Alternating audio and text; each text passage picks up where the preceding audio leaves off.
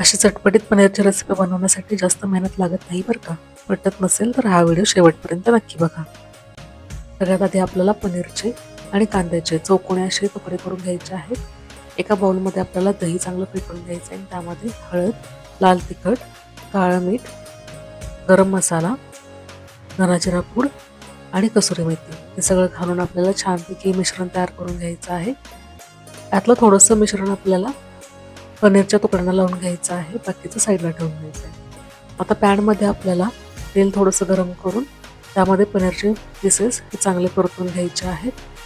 आता त्याच पॅनमध्ये आपल्याला कांदासुद्धा 1 ते 2 मिनिटं परतून काढून घ्यायचा आहे. आता फोडणीसाठी आपल्याला तेलामध्ये जिरे आणि भरपूर असं लसूण सोबतच थोडीशी सुकी लाल मिरची हे घालून परतायचं आहे. त्यातली सुकी मिरची थोडीशी छान कुरकुरीत झाली की ती साईडला काढून घ्यायची आणि त्यामध्ये छान बारीक चॉप केलेलं कांदा आणि टोमॅटो घालायचं आहे. कांदा थोडा परतला की त्यामध्ये मीठ आणि साखर घालून हे आपल्याला छान झाकून ठेवायचं आहे आणि वाफ घेऊन द्यायची आहे.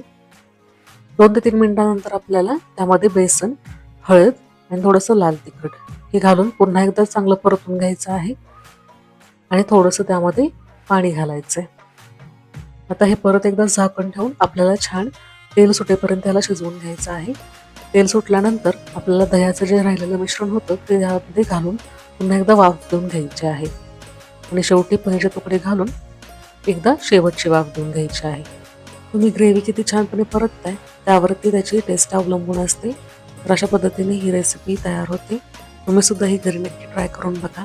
अशाच आणखी रेसिपी बघण्यासाठी माझ्या चॅनलला सबस्क्राईब नक्की करा. व्हिडिओ पाहिल्याबद्दल धन्यवाद.